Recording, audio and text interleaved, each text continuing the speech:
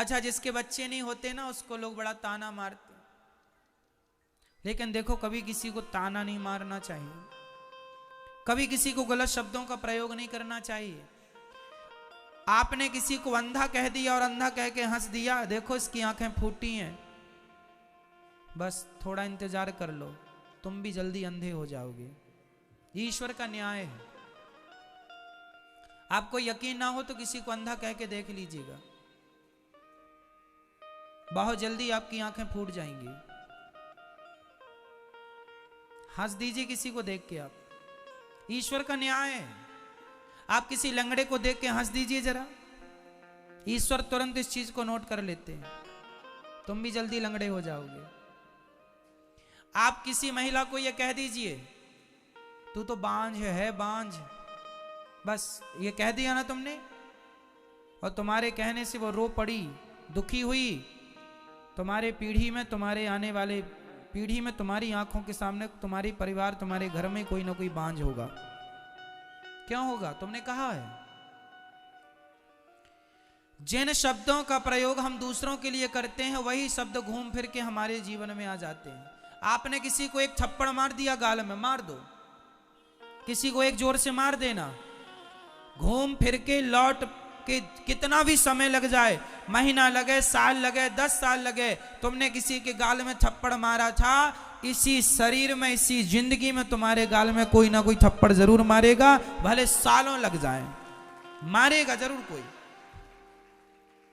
ये ईश्वर का न्याय है। क्या बताएं, पृथ्वी गोल है। आप कुएं में झांक करके कहिए राम, तो अंदर से आवाज क्या आएगी?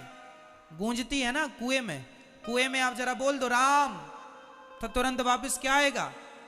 और गाली दे दो, आपने कह दिया तेरा नाश हो जाए, तो अंदर से भी आवाज तुरंत आएगी, हाँ या ना? कह दो तुम किसी को कि तेरा नाश हो जाए, ये तुम सोचते रहते हो ना किसी के बारे में बुरा बुरा, ना सोचा करो, ना बोला करो, बहुत मायने रखती हैं ये बातें।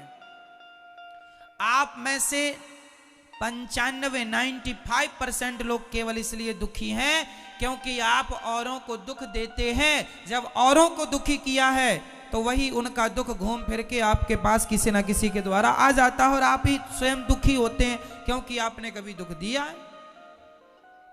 अरे भैया, पेड़ बोए बबूल का, आगे आप बोलो, पेड़ बोए बबूल का, आम कहां से आए? जो बोया है वही तो काटेगा। तुमने किसी को अंधा कहा है, तुम्हारी भी फूटेंगी। तुमने किसी को लंगड़ा कहा, तुम्हारे भी टांग टूटेगी। तुमने किसी को बांझ कहा, तैयार रहना, तुम्हारे वंश में कोई ना कोई बांझ होगा। तुमने कहा है ना, मजे उड़ाए ना, अरे इसके तो बच्चे नहीं है, ये तो बांझ है। ठीक है, ईश्वर सुन रहे हैं। जब खुद पे पड़ेगी तो ना रोने लग जाना। दूसरों को कहने में बड़ा मजा आता, दूसरों की हंसी उड़ाने में बड़ा सुख मिलता है, दूसरों का अपमान करने में बड़ा अच्छा लगता है, और खुद पे गुजरती है, रोते हो, काहे रो रहे हो? कहने में तो बड़ा मजा आया रहा। इसलिए किसी का अपमान ना किया करो। किसी स्त्री को आप कह देंगे कि तू बांझ है, सोचो उसको कितना बुरा लगेगा। अरे नहीं हो रहे हैं उसको बच्चे, इसमें उसकी क्या गलती है? क्यों, क्या गलती है? ईश्वर का विधान है, नहीं देना ईश्वर को। तुम काहे कह कह के पापी बन रहे हो? कह देने से तुम्हें कौन सा करोड़पति तुम बन जाओगे, लखपति हो जाओगे, पैसे मिल जाएंगे तुम्हें। किसी का दुख देखकर दुखी होना तो इंसानियत है, पर किसी के दुख में हंसना सबसे बड़ा पाप है। किसी की विपत्ति देखकर आप हंसें, इससे बड़ा भी कोई पाप नहीं है। इसलिए कदापि मनसा वाचा कर्मणा, मन से वाणी से कभी पाप ना करो। मन से भी हम ना सोचें कि तुम्हारा बुरा हो जाए, वाणी से भी ना बोलें कि तुम्हारा बुरा। हे भगवान, मैं भले गरीबी में रहूं पर मैं सबके लिए यही दुआएं करता रहूं कि हे विधाता, सब सुखी रहें, सब सुखी रहें, सब निरोगी रहें, सब प्रसन्न रहें। मैं दुआएं देखो, मैं चलो कुछ नहीं कर सकता, मैं दान 1 रुपए का नहीं कर सकता, मैं भक्ति नहीं कर सकता, मैं कुछ नहीं कर सकता, अरे तो बैठा बैठा सबके लिए दुआएं तो कर ही सकता हूं, ये भी तो एक पुण्य ही है। सबके बारे में अच्छा सोचने में क्या घटेगा तुम्हारा? जब आप सबके बारे में अच्छा सोचते हैं तो आपके लिए भी अच्छा होता है।